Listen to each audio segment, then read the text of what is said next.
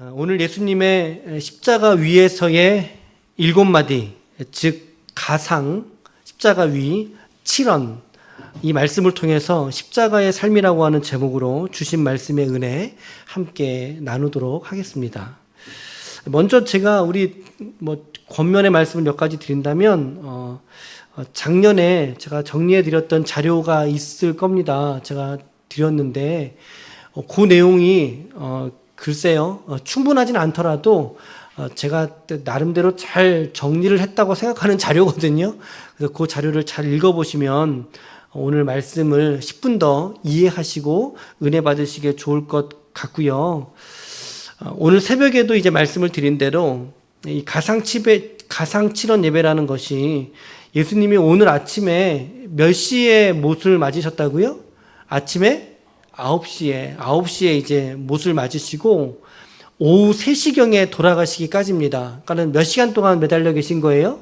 이제 시간으로 치자면 6시간 동안 이제 십자가에 달려 계시면서 쏟으셨던 7마디의 말씀을 이렇게 잘 구성을 해서 각 말씀들을 묵상하고 나누고 설교하는 그런 방식의 예배를 우리가 가상칠언 예배, 이렇게 우리가 좀 부르고 있습니다. 이 말씀에, 이 예배에 익숙치 않은 분들도 계실 거예요. 왜냐하면 이게 교회들마다 혹은 담임 목사의 어떤 의지나 의도에 따라서 이런 예배로 드리기도 하고 또 그렇지 않는 경우도 많거든요. 그러나 그렇지 않을지라도 주님의 죽으심이라고 하는 주제를 가지고 오늘 이 밤에 모이는 모든 교회들은 대부분 그리스도의 죽으심에 관한 설교와 또 기도와 말씀을 이제 하게 될 것입니다. 근데 오늘 저희 교회는 가상칠언 예배라고 명명을 하고 저희가 매년마다 예배를 이제 고난주간에 매년마다 돌아오니까 성금요일도 매년마다 돌아오겠죠. 작년에 우리가 4월 19일 날 한정희 권사님 댁에서 저희가 모여서 예배를 드렸었어요. 그때는 우리 성도님하고 우리 집사님, 그때는 이제 남자분들 잘 못 오셨고 우리 여성분들 집사님들하고 이렇게 같이 한 10명 이렇게 모여서 같이 둘러앉아서 예배를 말씀을 나눴던 기억이 있습니다. 그때 제가 말씀 나눌 때 이렇게 말씀드렸거든요. 이게 7원이니까 7개잖아요. 7개의 말씀을 여기 계신 집사님들이 좀 한 너댓 개 정도 좀 묵상하고 나눠주시라고. 그러면 제가 이제 나머지 한두 개 정도 이렇게 좀 코멘트 하면서 정리하면서 예배를 드리겠다. 그런 형식으로 했으면 좋겠다. 라고 말씀을 드렸는데 지금 또 시국이니만큼 우리가 이렇게 온라인에서 또 이렇게 작은 공간에서 모이게 되었기 때문에 전체 7마디에 대한 말씀들 제가 약간의 스터디와 함께 묵상을 나누는 것으로 오늘 진행을 하려고 합니다. 우리 온라인에 계신 분들도 조금 대부분 우리 식구들 계실 테니까 주일처럼 자유롭게 또 서로 피드백 하셔도 괜찮겠습니다. 거기 채팅창에다가도 제가 가상 1원부터 7원까지 이렇게 올려두었으니까 역시 참고하시면서 자유롭게 예배 드리시면 좋겠고요. 그리고 오늘 새벽에 실시간 예배 드릴 때 좀 어떠셨어요? 음량이 좀 커지지 않았어요?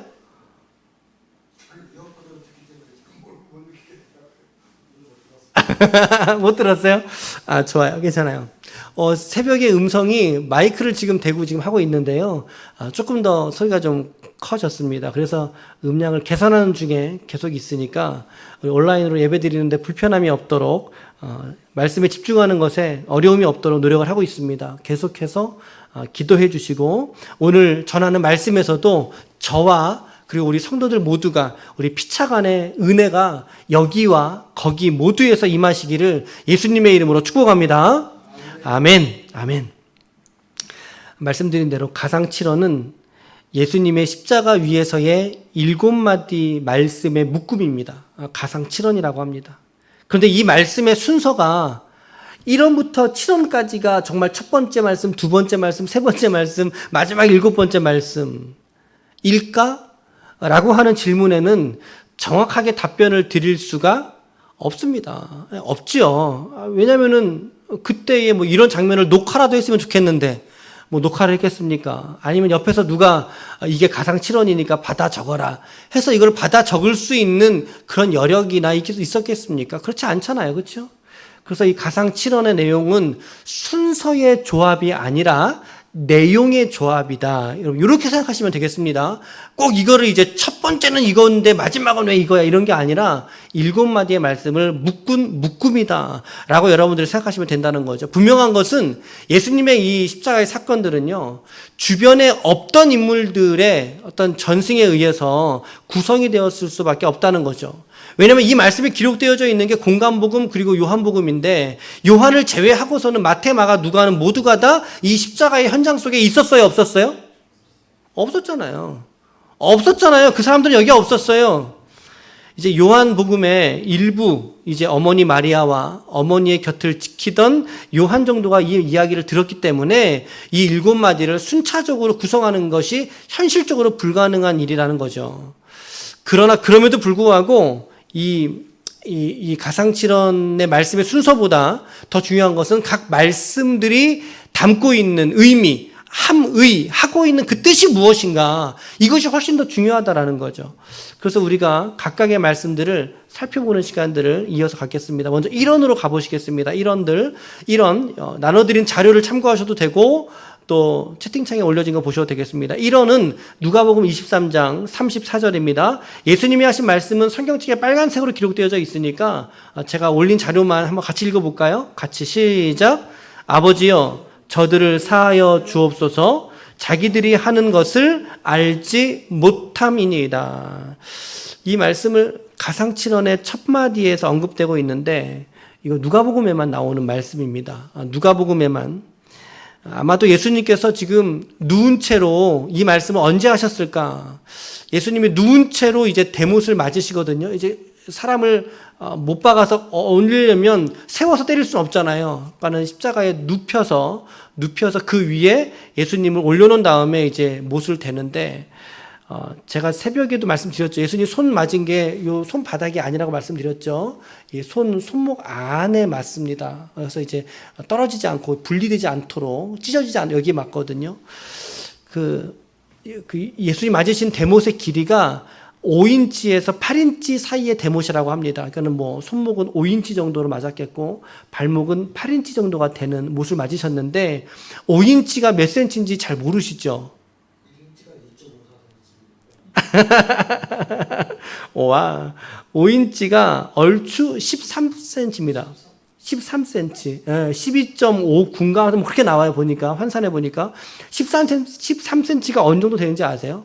손바닥 한 마디보다 더 긴 거리예요. 요게 13cm예요, 여러분. 이렇게 큰 못을 맞으신 거예요. 8인치면 몇 cm인지 아세요? 20cm입니다. 20cm. 그렇죠? 정말 큰 대못이겠죠. 이 못을 주님이 지금 맞으시면서 혹은 맞은 직후에 이 말씀 하신 거 아닐까라는 상상력이 저는 더해졌어요. 이 말씀을. 아버지여, 저들을 사하여 주옵소서. 자기들이 하는 것을, 지금 나에게 못을 때리는 이것을 저들이 알지 못함이니이다 라고 말씀하지 않았나라는 생각을 하게 되는 거죠. 주님께서는 저들을 사하여 주시옵소서 라고 말씀하실 때 분명 로마의 군사들, 자기에게 못을 때린 그 군사들과 더불어서 그 주변에서 십자가에 달린 예수를 구경하기 위해서 이미 수많은 무리들이 그 세 개에 달린 십자가 주변으로 몰려들었을 거라는 거죠. 그렇게 몰려든 군중들을 보면서 주님이 하신 말씀이신데, 1어는 핵심 메시지는 어떤 거죠? 용서해 달라는 겁니다. 용서해 달라는 것이죠. 그들이 하는 것을 알지 못한다. 곧 그들의 무지를 하나님 용서해 주십시오. 그리고 그 군중들이 바라보는 시선을 보면서 주님, 저들의 이 배신을 용서해 주십시오 라고 말씀하고 있다는 거죠.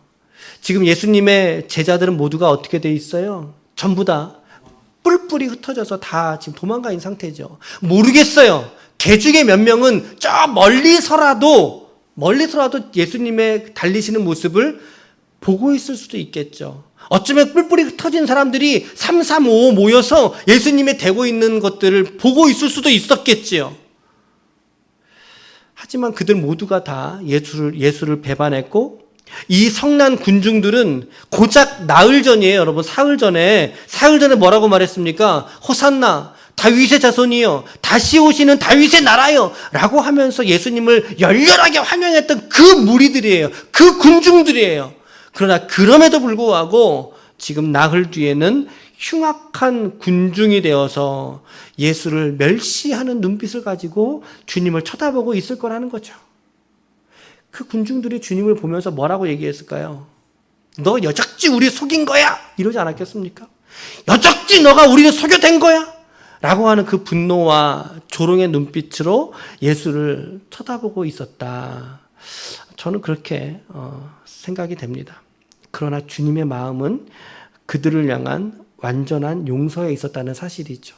그들을 향한 완전한 용서. 이것은 예수님이 하나님이시기에 할 수 있었던 용서라고 저는 생각을 합니다. 혹시라도 우리 지체들 중에 여러분들의 마음에 아직까지 용서하지 못한 사람이 있습니까? 마음속에 응어리져 있는 감정, 응어리져 있는 사람이 혹시 있지는 않으십니까? 오늘의 지금의 내 모습, 내가 이렇게 된 거 그 사람 때문이야 라고 하는 그 한 사람 여적 여러분들의 마음에 용서하지 못한 채로 남아있지는 않습니까? 만약에 그렇다면 오늘 이 가상칠언의 예수님의 이 첫마디를 우리는 잊지 말아야 됩니다. 주님, 저들의 죄를 용서하여 주옵소서. 참된 용서가 있는 십자가로 여러분들을 초대합니다. 용서의 마음과 화해의 영성을 여러분들의 심령 안에 회복될 수 있기를 축복합니다. 그것이 십자가가 여러분들에게 하는 일이에요. 그것이 십자가가 나에게 하는 일이라고요.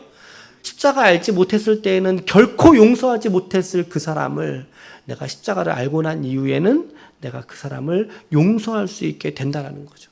내가 십자가를 경험했다 하면서도 용서를 모르고 화해를 모른다면 그것은 십자가를 참되게 경험한 것이 아니라는 사실입니다, 여러분. 첫 번째 1원 말씀드렸고 이제 2원으로 가겠습니다. 2원 다 같이 누가복음 23장 43절인데 다 같이 시작. 내가 진실로 네게 이르노니 오늘 네가 나와 함께 낙원에 있으리라. 아멘. 이 말씀도 역시 누가복음에만 기록되어져 있는데 예수님이 못 박히실 때요. 좌편과 우편에 각각 누가 서 있었을까요? 십자가가 3개가 서 있었거든요. 가운데에는 주님의 십자가였고요. 좌우편에 누구? 강도 2명의 강도가 옆에서 이제 십자가에 매달려 있었어요. 여러분들 이제 교환을 좀 볼 수 있으면 좋은데 우리가 흔히 알고 있는 이게 선입견 중에 하나가 이 두 강도 중에 누가 구원을 받았다고 알고 있어요? 여러분들은? 좌편 강도, 우편 강도. 잘 안 들어봐서 모를 수도 있겠구나. 일반적으로 가장 많이 흔하게 들었던 이야기는요, 우편 강도가 구원을 받았다는 거였어요. 이게 이제 하나님의 오른손의 힘, 이제 그런 의미인 것 같은데 상당히 좀 알레고리하게 해석을 한 거죠. 그런데, 그렇지 않아요. 그렇지 않아요. 예수님의 우편 강도 구원설이라고 부르는데 이것을 성경은 지지하지 않습니다. 그렇게 언급하거나 말한 구절이 없다는 거죠. 좀 참고로 알고 계시면 좋을 것 같고요. 그런데 어느 쪽인지 모르지만 어느 한편의 강도가 이런 말을 하는 거죠. 예수님에게. 우리는 우리가 행한 일에 대한 보응을 받는 것이거니와 당연하거니와 이 사람은 가운데 있는 이 사람 예수님은 행한 것이 옳지 않은 것이 하나도 없었도다. 이르되 예수여 당신의 나라에 임하실 때 나를 기억하소서라고 한편에 있는 강도가 예수를 향하여 이야기를 합니다. 예수를 향하여. 여러분, 구원받는 조건은요 한 가지밖에 없습니다. 그게 뭐예요? 구원받는 조건이 뭐예요? 예수를 그리스도로 고백하는 신앙만이 구원받는 줄 믿으시길 축복합니다. 하나님이 그 구원의 능력으로 우리를 구원하시는 거예요. 하나님께서. 여러분 지금 이 한편 구원받은 강도가 이 사람에게 신학이 있었습니까? 신학이 없었죠. 이 사람에게 교리가 있었습니까? 교리 없었어요. 성경을 이 사람이 얼마나 많이 알았겠습니까? 이 사람의 인격이 고매했겠습니까? 물론 이렇게 인격을 폄하하는 건 아니지만 어쨌든 강도니까 이제 흉악범이잖아요. 인격이 고매하겠냐고요? 성품이 좋겠냐고요, 여러분? 그런데 어떻게 돼요? 이 사람이 최후의 구원받잖아요. 예수님 뭐라고 말씀하세요? 너가 오늘 나와 함께 어디에 있으리라? 낙원에 있으리라. 구원받은 거예요? 안 받은 거예요? 할렐루야. 구원받지 않습니까? 무엇으로 구원받느냐는 거죠. 예수의 그리스도 되심을 그가 무지 중에서라도 은연중에 고백을 하게 되자 주님이 그 사람에게 너가 오늘 나와 낙원에 있을 것이다. 그의 구원을 예수님이 선언해 버리시잖아요. 그 사람의 어떠함과 상관없이 그 고백을 보시고 주님이 그 사람의 고백을 보시고 구원을 하신다라는 거죠. 여러분 이게 중요하지 않을까요? 우리가 성화와 성장을 위해서는 분명히 신학이 필요합니다. 우리의 신앙 성장을 위해서는 필요해요. 교리도 필요하고 우리의 삶을 바라보는 지혜도 필요하지요. 그러나 우리의 영혼이 구원받음에 있어서는 이 모든 신학은 그리스도 예수 앞에 물거품과 같다는 사실을 여러분 깨달으시길 바랍니다. 그래서 전도서에 보면 지혜자가 뭐라 그랬어요? 지혜가 많으면 번뇌도 많으니 지식을 더하는 자는 근심을 더하느니라. 그러면서 이 전도자는 모든 지식을 다 파하면서 유일한 한 가지밖에 성도들에게 소망이 없다라고 말하죠. 그 한 가지 결론이 뭐였습니까? 전도서 12장 1절 말씀에 보면 너의 창조주를 기억하라. 그러면서 하나님을 경외하는 것만 남는다는 거예요. 이 땅 가운데. 모든 것들이 물거품처럼 싹 사라질지라도 오직 한 가지의 가치, 성도로서 하나님을 사랑하고 성도로서 하나님을 경외했던 그 한 가지만 남는다라는 거죠. 여러분, 하나님을 사랑하십니까? 하나님을 경외하십니까? 우리가 성경의 지식을 아무리 높이 쌓은다 할지라도 아무리 예수에 대한 경험이 우리 가운데 많이 있어도요. 여러분 제자들 싹 다 도망쳤지만 그러나 이 한편의 강도는 구원의 선언을 이 사람이 받았다라는 거죠. 성경의 지식과 신학이 의미가 없다는 것이 아니라 그만큼 예수가 그리스도라고 고백하는 이 믿음의 선언이 우리 신앙 속에서 가장 중요하다라고 한다는 것이죠. 이것을 이언해서 우리가 보게 되고 3원으로 가겠습니다. 3원 시작. 여자여 보소서 아들이니이다. 보라 네 어머니라. 그렇죠? 예수님은 육신으로서는 어머니 마리아 앞에서 지금 한없이 불효하고 있는 자식입니다. 맞죠? 이걸 뭐라 그러죠? 악상이라 그러죠. 자녀를 부모보다 앞세워 보낼 때. 그러니까 지금 마리아의 마음이 얼마나 찢어지겠습니까? 얼마나 아프겠습니까? 그리고 가장 지근에 있던 제자에게 이 어머니의 봉양을 위탁하는 장면이에요. 보라, 네 어머니라. 성경은 우리가 부모님들에게 효를 행하는 것에 있어서 결코 주저하지 않습니다, 여러분. 10계명에도 보면 1에서부터 4계명은 무슨 계명이에요? 대신계명이라고 말씀드렸고 5계명부터 마지막 10계명까지의 6계명은 무슨 계명이죠? 대인계명이라고 말씀드렸어요. 이 대인계명 중에 첫 번째 되는 5계명이 어떤 계명이죠? 그렇죠. 아멘.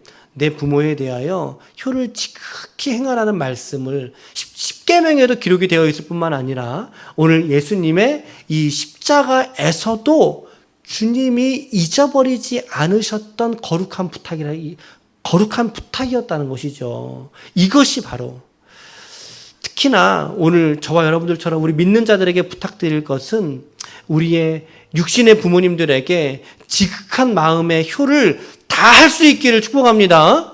아멘. 여기에도 지금 부자지간이 2커플이나 있지 않습니까? 그렇죠?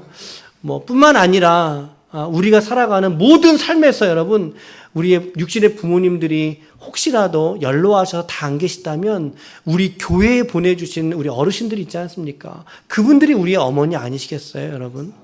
이것은 종교와 상관없이 우리가 오히려 믿지 않는 불신 부모님일수록 더욱더 우리가 그분들에게 효를 행할 것은 바로 우리의 효를 통하여 우리 부모님들께서 하나님을 알 수 있는 귀한 통로로 하나님께서 쓰실 줄로 믿습니다. 아멘. 아멘. 3원 보았고요. 4원입니다. 4원 시작. 엘리 엘리 라마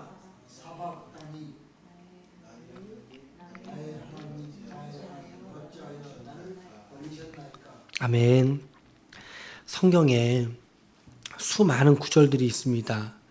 수많은 구절들 중에 저는 이 말씀만큼 정말 예수님에게 힘들었던 말씀이 또 어디 있을까?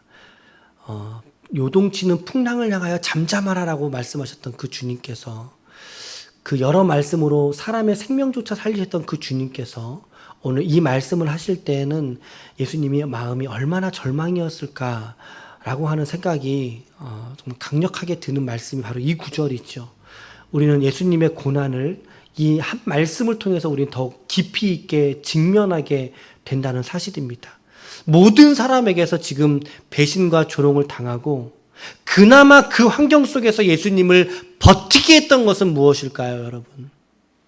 제가 오늘 새벽에도 예수님이 몰약을 탄 포도주를 주님이 마시셨어요? 안 마시셨어요?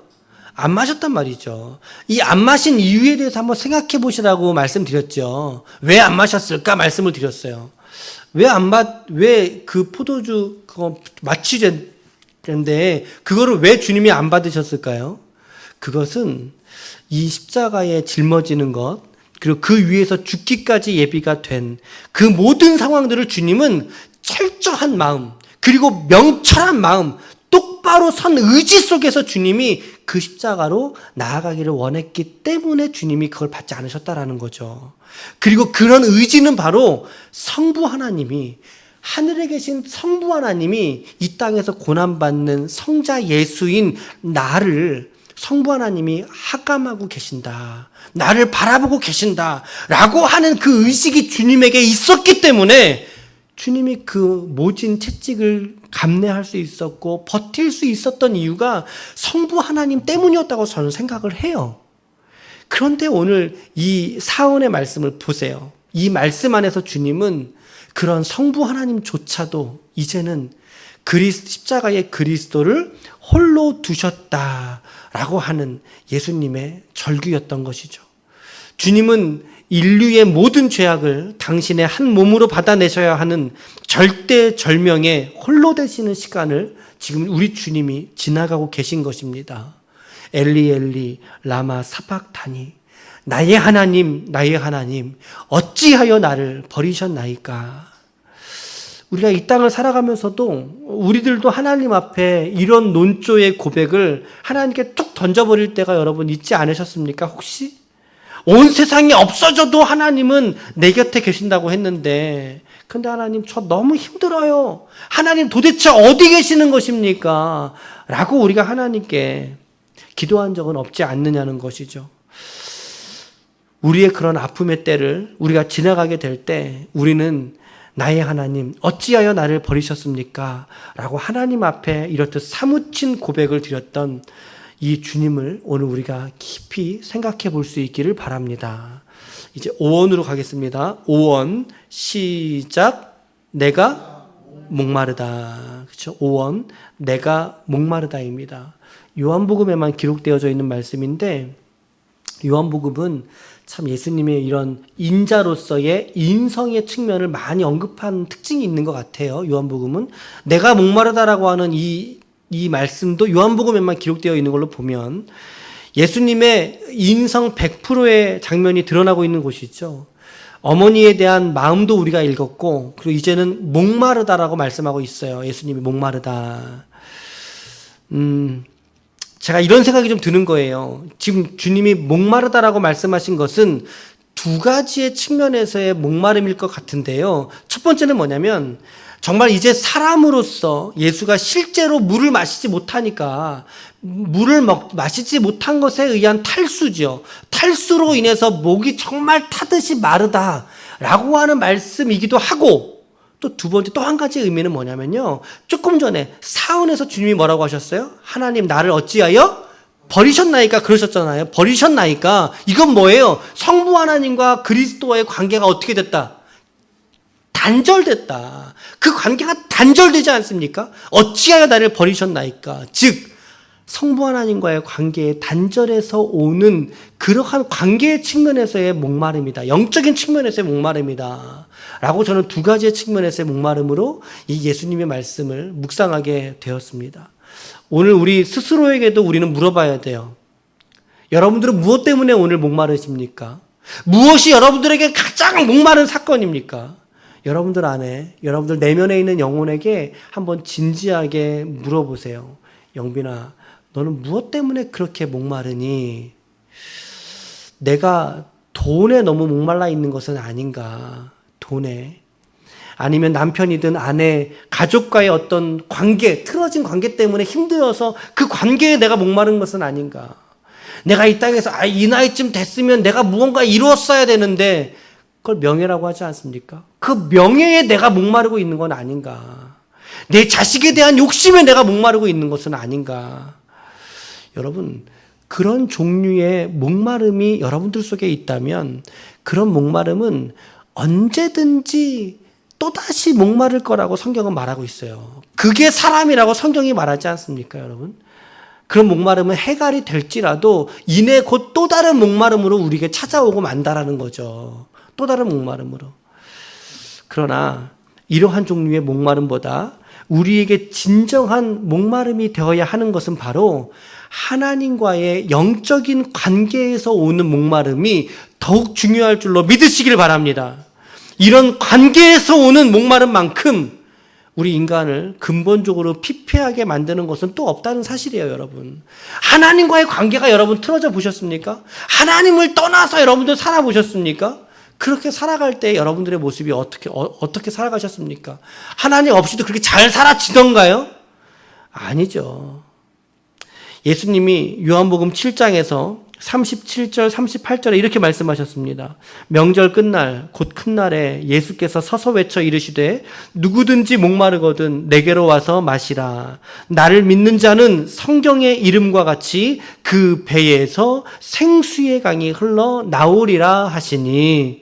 아멘. 오직 그리스도 예수만이 우리 인간들의 참된 목마름을 해결할 수 있는 분이시고 바로 그분이 우리의 주님이시고 우리의 하나님이신 줄 믿으시길 축복합니다. 여러분, 돈보다 건강보다 그리고 명예보다 더욱 우리가 구할 수 있는 것은 하나님과의 영적인 친밀함의 관계입니다. 그 관계를 회복할 수 있는 기도에 우리가 함께 드릴 수 있길 바라요. 그것이 우리의 목마름에서 영원히 벗어날 수 있는 유일한 길이 되는 줄로 믿습니다. 아멘. 이제 6권으로 넘어가겠습니다. 6권이네. 6권을 보시겠습니다. 갑자기, 죄송합니다. 시작. 아멘. 예. 6권 다 이루었다. 하나님께서 예수님에게 부여하신 사역을 지금 주님이 완전하게 그리고 충분하게 주님이 이루셨다라는 선언입니다, 여러분. 그러나 아이러니하게도 이 이루어지는 과정이 뭐였어요? 예수님의 죽으심이었다는 사실이죠. 여기서 내가 다 이루었다라고 하는 말이 뭐냐면요. 원문에 보면 테텔레스타이라고 합니다. 한번 따라해 보세요. 시작. 테텔레스타이. 네. 잘하셨어요. 이게 우리가 번역하기로는 다 이루었다 이렇게 번역됐잖아요. 근데 원래의 원문의 의미는 다 이루다라고 하는 뜻보다 다 치루었다. 다 치루었다. 그리고 다 갚아줬다. 이런 의미입니다. 다 치루었고 다 갚았다. 라고 하는 것이 원본에 더 가까운 번역이거든요. 그러니까 이것은 법정 용어이고 그리고 시장의 언어예요. 법정 언어, 시장 언어. 그러면 법정에서 이 언어를 사용한다면 이럴 때 쓸 수 있어요. 어떤 피고인에게 죄책이 있을 때 그 사람에게 형기가 언도되잖아요. 뭐 얼마 아니면은 뭐 얼마 기간 동안 그 형기를 다 채운 사람이 나오지요. 그 형기를 다 살았을 때 그때 그 사람이 할 수 있는 말이 테텔레스타이. 나 다 치루었어. 형기를 다 치루었어 라고 하는 의미이고요. 또 시장의 언어로 표현한다면 내가 콩나물을 샀어요. 내가 2,000원어치를 샀어요. 그럼 난 샀으면 그 주인한테 뭘 줘야 돼요? 돈을 줘야 되죠. 얼마를 주면 되죠? 2,000원을 주지요. 내가 산 것에 대한 값을 주인에게 지불해 주었을 때 이것을 테텔레스타이를 했다라고 이야기를 한다는 거죠. 다 갚았다라는 거예요. 빚을 갚았다는 거고 물건의 값을 치루어 주었다는 거죠. 그러니까 오늘 주님이 말씀하신 내가 다 이루었다라고 하는 의미도 이러한 이중적인 의미를 가지고 있다라는 거예요. 첫 번째는 뭡니까? 우리의 죄인의 죄의 형량을 주님이 십자가에서 다 살아내 버리셨다라는 거예요. 할렐루야. 자기의 죽음으로 주님은 비록 6시간의 매달림일 수 있지만 그러나 우리가 살아내야 될 평생에 우리가 살아야 될 죄의 형기를 주님께서 십자가에서 모두 다 살아내셨다라는 거예요. 그리고 두 번째로 인간은 사망에게 종노릇하면서 질질 끌려가는 인생이라고 성경은 말씀하고 있어요. 그러니까 죄 문제가 해결되지 않은 인간에게는 누가 주인인 거예요? 사망이, 사단이 그 영혼에게는 주인이었던 거예요. 그런데 오늘 주님이 자기 생명으로서 사망에게, 죄인의 주인이었던 사망에게 자기 생명을 갚아줌으로써 내가 이 사람 찾아올 거야. 내 생명으로 너에게 값을 줄게. 사망아. 그리스도의 생명으로 우리의 생명의 값을 대신 치루어 주셨다라는 거죠. 그러기에 주님은 이 자기 죽음의 사건을 바라보시면서 이제 내가 다 이루었다.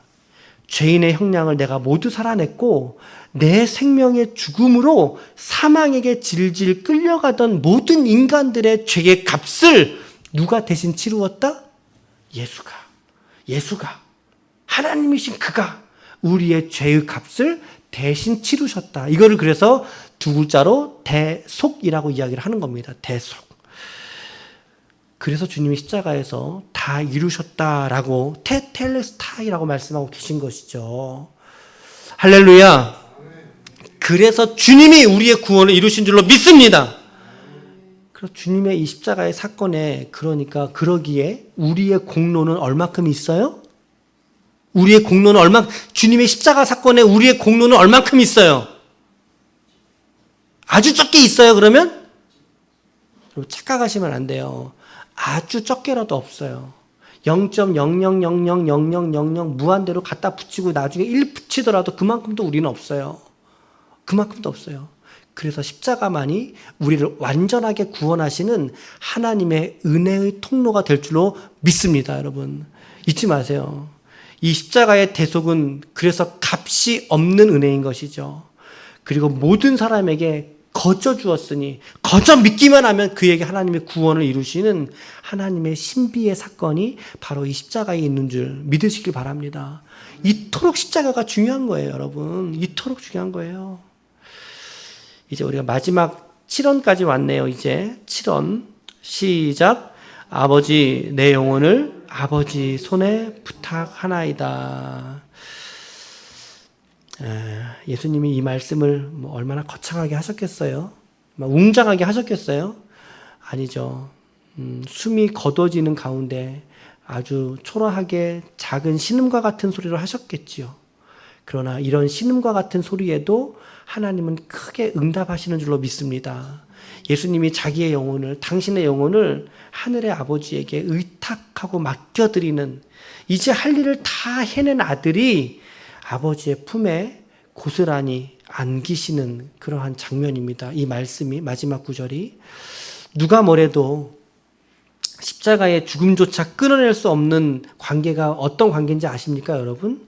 그것은 바로 성부와 성자의 아버지와 아들됨의 이 관계. 이 본질은 결코 육신의 사망 따위로 끊어낼 수 없는 관계라는 사실이죠. 그리고 하나님은 오늘 그 사랑에 잇대어서, 그 사랑에 기대어서 오늘 저와 여러분들을 깊이 사랑하시는 것을 믿으시길 바랍니다. 아멘. 우리가 로마서 8장 32절에서 39절 말씀을 다 같이 찾아 읽겠습니다. 자, 우리 현장에 있는 분들도 찾으시고요. 또 우리 온라인에서 예배드리시는 분들도 찾으시길 바랍니다. 로마서 8장 신약성경 251쪽에 로마서 8장 31절에서 39절까지의 말씀인데 우리 같이 이 말씀 우리 한 목소리로 우리 읽도록 하겠습니다. 다 찾으셨어요? 시작. 자기 아들을 아끼지 아니하시고 못 찾으셨어요? 로마서 8장 32절 네, 32절에서부터 39절까지 로마서 8장 32절 시작. 자기 아들을 아끼지 아니하시고 우리 모든 사람을 위하여 내주신 이가 어찌 그 아들과 함께 모든 것을 우리에게 주시지 아니하겠느냐. 누가 능히 하나님께서 택하신 자들을 고발하리요. 의롭다 하신 이는 하나님이시니 누가 정죄하리요. 죽으실 뿐 아니라 다시 살아나신 이는 그리스도 예수시니 그는 하나님 우편에 계신 자요 우리를 위하여 간구하시는 자신이라. 누가 우리를 그리스도의 사랑에서 끊으리요. 환난이나 곤고나 박해나 기근이나 적신이나 위험이나 칼이랴. 기록된 바 우리가 종일 주를 위하여 죽임을 당하게 되며 도살당할 양같이 여김을 받았나이다 함과 같으니라. 그러나 이 모든 일에 우리를 사랑하시는 이로 말미암아 우리가 넉넉히 이기느니라. 내가 확신하노니 사망이나 생명이나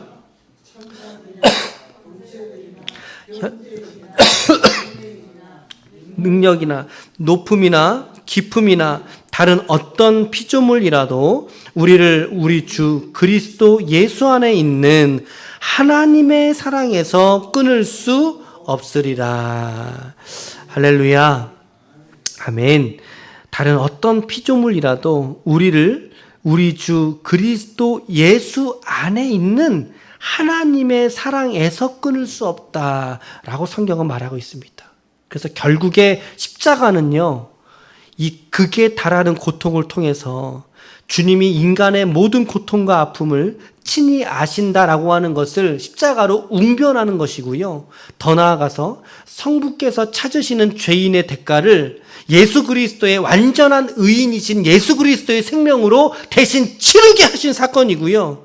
그리고 이 모든 사건들을 예수님의 마음의 중심과 성부의 마음의 중심에 성령께서 이 모든 사건을 이루어 내신 것이 바로 십자가의 사건이라는 것입니다.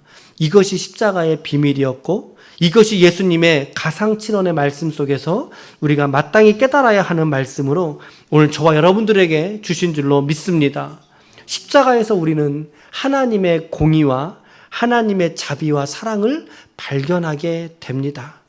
그 사랑은 우리의 삶이 오늘 어떠하느냐, 우리의 빈부가 얼마나 귀천하느냐, 내 죄악이 얼마나 많고 적느냐, 그렇게 따지는 어떠함과 상관없이 오늘 남녀노소를 물어나고 저와 여러분들을 우리를 하나님의 사랑에게로 인도하시는, 그러나 가장 참혹스럽고 그러나 가장 숭고하고 거룩한 곳이 바로 우리의 마음에 우뚝 서 있는 십자가의 자리라는 것입니다. 여러분, 오늘 우리 모두가 이 예수님의 십자가를 깨닫고 이 십자가로서 우리의 일상을 살아내고 그리고 십자가로서 우리의 교회와 지체들을 섬기는 데까지 나아갈 수 있는 오늘 하나님의 거룩한 교회들이 모두 되시기를 예수 그리스도의 이름으로 간절히 축원합니다. 아멘, 아멘.